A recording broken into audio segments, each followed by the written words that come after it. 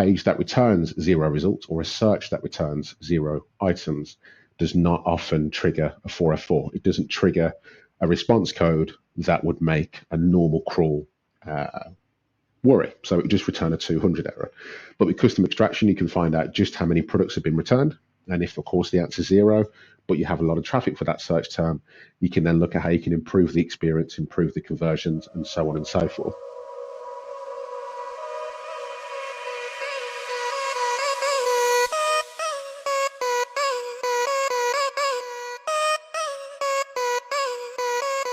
This is Time for Marketing, the marketing podcast that will tell you everything you've missed when you didn't attend the marketing conference.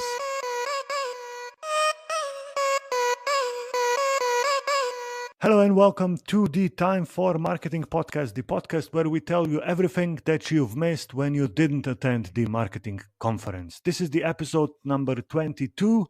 My name is Peter and I'll be your host for today. Today we'll talk about SEO and how to use SEO tools for conversion rate optimization and user experience. And for that, we have a wonderful guest from the United Kingdom, Luke Carthy. Luke, hello. Hi, Peter. How you doing? I'm very well. How are you doing? Yeah, I'm really good, really good. I'm just, this is the first podcast episode where I have a newborn son. So I'm recording hidden in the bedroom, hoping that I don't wake up my son. So we'll see how that's going to work.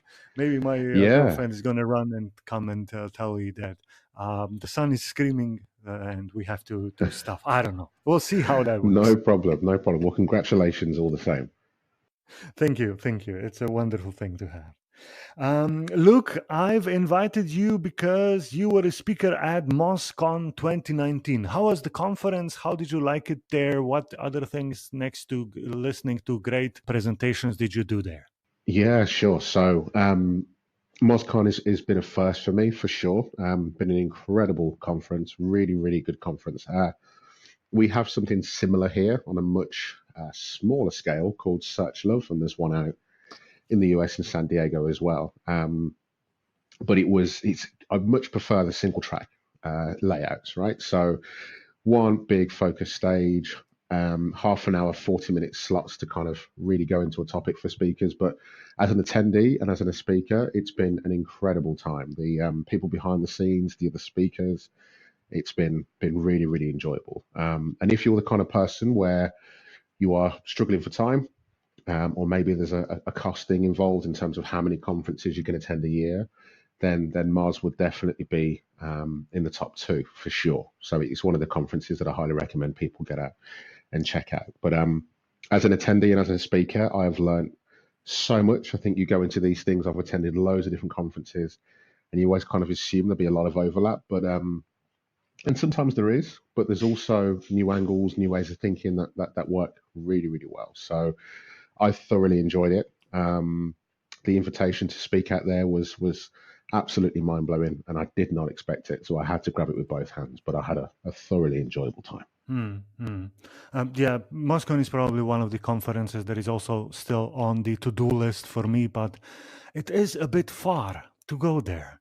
It is a distance, but if you can make the time, if you can sort of take a week off of work, it's definitely worthwhile while doing that for the networking, for the talks. And I guess even if you can't make it, the videos will be released, I believe, in September. So if you can get yourself I'm not too sure exactly how it works in terms of whether you need a separate subscription or whatever, but if you physically can't make it out, which is understandable, it is a distance, then I'd either recommend checking out the online videos, or if you're closer to the UK, then absolutely invest in a ticket for SearchLove here in the UK, if that's closer for people in Europe and so on. But yeah, it's normally a really good spot. Luke, you've been yourself in SEO for a very long time. You're right now the digital lead at MyFlex. MyFlex is company doing converged IP solutions. I have no idea what that is. Could you briefly explain that? Yeah, nor do I. So MyFlex is a company that basically specializes in computer networking infrastructure. So ultimately providing all the hardware, cabling and fiber for data centers, for big conference centers like where MozCon was hosted and so on. So we basically put the internet, if you like, and a networking facility along with security products like cameras and recording facilities and intelligent access control and all that sort of cool stuff into buildings. So it's a particularly niche B2B environment, but as a role and as a career in digital marketing and Mayflex, I thoroughly enjoy it. So I don't know a fat lot about the products. I'm no product specialist in the areas of the products we sell. But as far as SEO is concerned, and as far as UX and providing a platform that customers thrive on, then that's kind of where my skill set absolutely lies, and that's what I love to do. You're a niche B2B company. Why do you need SEO? Well, that is a good question. So there is a number of direct competitors we have. Yes, we are B2B. Yes, we're pretty niche. Yes, we work on multi-million-pound projects, but SEO is still pretty important because we need to make sure we're visible at all points in the purchase funnel. So at the consideration stage where tenders are going through, where architectural drawings have been summoned and so on, we need to be a consideration right at that particular point. So when people are looking for content on this versus this, or this technology is better than that, equally, just distributors of certain brands, that's where we get our foot in the door. And I guess it all helps with brand positioning as well. So as you can imagine, in a B2B environment, the more authoritative you are in that space, then the better perception you have to potential clients. But kind of what I do is very much more than just SEO as far as exposure. It's very much a case of CRO, internal search optimization. I guess to summarize it nicely, I work hard to provide a consumer-like experience in a business-to-business environment. And sometimes that is the perfect middle ground between a business-to-business offering and offering a really good service online. All right. Yeah. And this is also why I was very intrigued by your presentation that is called Killer E-commerce Conversion Rate Optimization and UX Wins Using an SEO Crawler. So using SEO tools to do other stuff. I'll just let you do a summation of your presentation in the 5 minutes and we'll talk later. Here you go. Sure. Wow. On the spot. Okay. So what did I talk about? I basically talked about what happens beyond the 404s, the 301s, the technical issues in terms of canonicalization that you would normally use a web crawler for, like ScreamingFrog, for example. And I spoke about custom extraction and how you can leverage real-world benefit outside of just typical SEO. So, for example, one of the issues I spoke about was how you optimize internal search. And with most web search engines, a page that returns 0 results or a search that returns 0 items does not often trigger a 404. It doesn't trigger a response code that would make a normal crawl worry. So it would just return a 200 error. But with custom extraction, you can find out just how many products have been returned. And if, of course, the answer is 0, but you have a lot of traffic for that search term, you can then look at how you can improve the experience, improve the conversions, and so on and so forth. Another really good example is been in the situation where you can crawl the entire site. You can extract all of the product descriptions and all of the product information and identify, first of all, in the spreadsheet, whether it's valid, whether it's correct, whether there's a description or not. And also start to build patterns and intelligence between what products sell the best and what state their descriptions are in. So then you can have an idea and a priority of which items need the most attention. So an item with a good description that sells well, and an item with a poor description that sells poorly, you can then start to understand which items you can prioritize with custom extraction that need attention so you can sell more of these online. But I also spoke about how you can use this in a competitive nature. So there's no reason why you can't fire up the same crawling tool and custom extraction on a competitor site and find out, if you have a direct competitor or even an aspirational competitor, what price are they selling these items at? Are they in stock? Do they have an image? How many reviews do they have? And if they do have reviews, then what's their aggregate score? So then you can start to understand on a competitive basis how you stack up and whether the pricing is aligned and whether you need to adjust your pricing. Equally, it can even help you to find opportunities that you may not have realized. So if a competitor doesn't have an item in stock that you do, is that then an opportunity for you to increase your price or make a bigger deal of the fact that you have it in stock? So, cliche things I'm thinking now is Black Friday deals, Christmas, new consoles, that sort of thing. If you have a number of key competitors that have sold out, then there's an opportunity there for you to really step up and have some really cool key CRO opportunities. So there's loads of ways. I also kind of broke down the barriers in terms of this is not just for e-commerce. So this can work for a multitude of different sites. I spoke with a load of different people when I stepped off the stage that worked in real estate, that worked in property, they worked in sales, in a catalog, there's all sorts, even static sites. And one gentleman had a business where he has, I think, 3 or 4 apartments that he lets out. And he was like, well, what can I do? I'm only got a 10, 12 page CMS website. And then I says, well, why don't you crawl Airbnb? Why don't you identify what it is that makes a property stand out? What's in their description? What ratings do they have? What price per night are they looking at?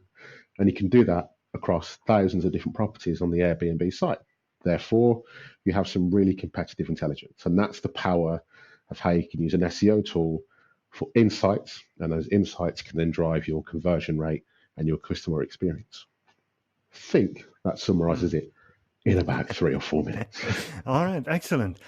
While I was preparing for this recording, I went through your presentation and I saw that you have a slide in there, and we'll add the presentation into show notes.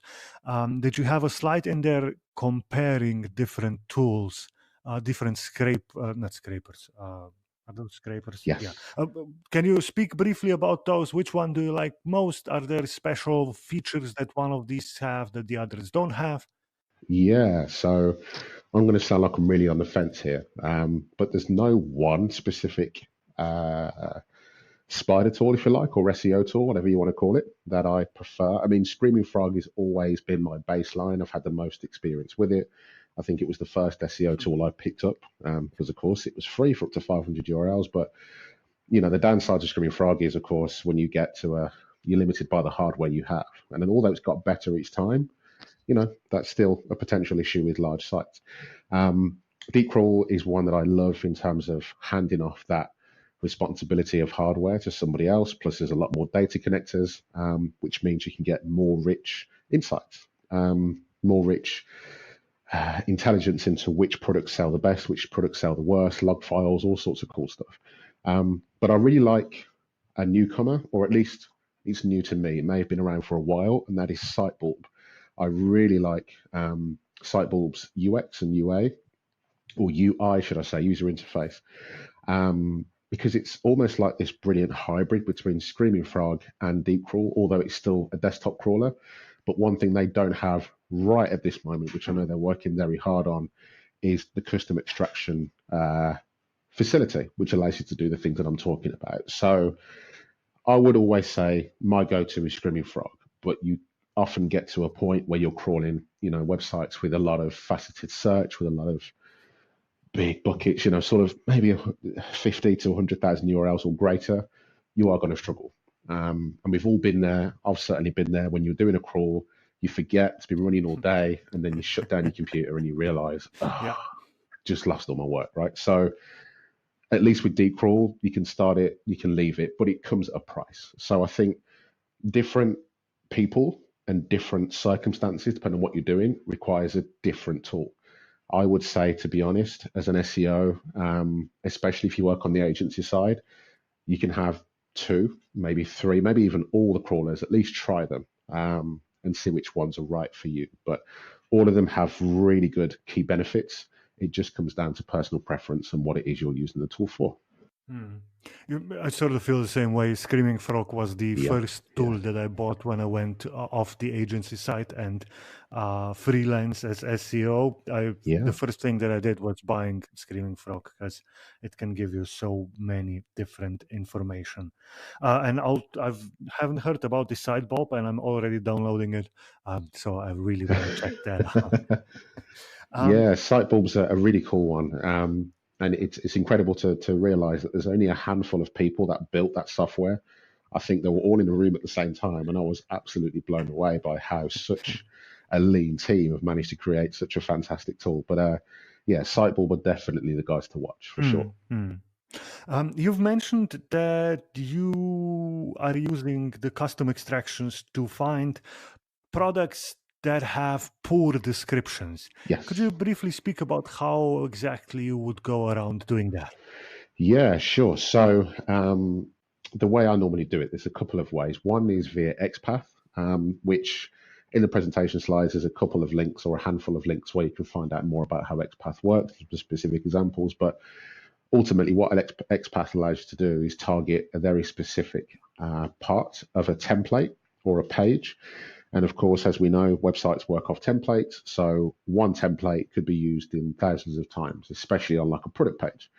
So if you're targeting the product description via XPath, when you crawl every page with that same template, you can pull the content within there. So in this case, it would be the description.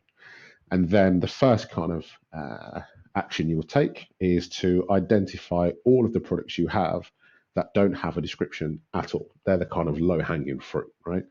But then to really kind of get an idea and add some context and to prioritize is add in your traffic data. So it might be the last 3 months, 6 months, whatever your business model works best with.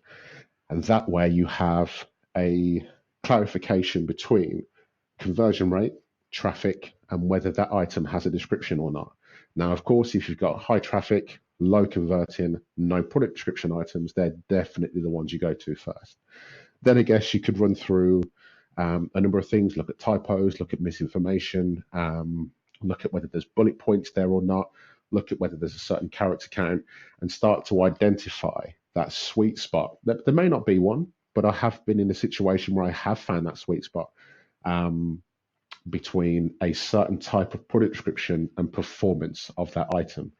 Of course, it's not always that straightforward because, of course, demand, supply, stock, price, blah, blah, blah, and so on come into place. Not just a description here, but it gives you an idea and it gives you something to go off where description or lack of description, how does that impact SEO? How does that impact salability? How does it impact conversion rate? Equally, how many items don't have a description and how much work have you got to do, or the respective product department have to do. So it's a really good way of just identifying the benchmark positioning of where you are on product data. Especially if you're in an environment like where we are at Mayflex, where we have a lot of what we sell online is our own brand. So there's no, it's not as if there's another manufacturer we can lean off and get content from.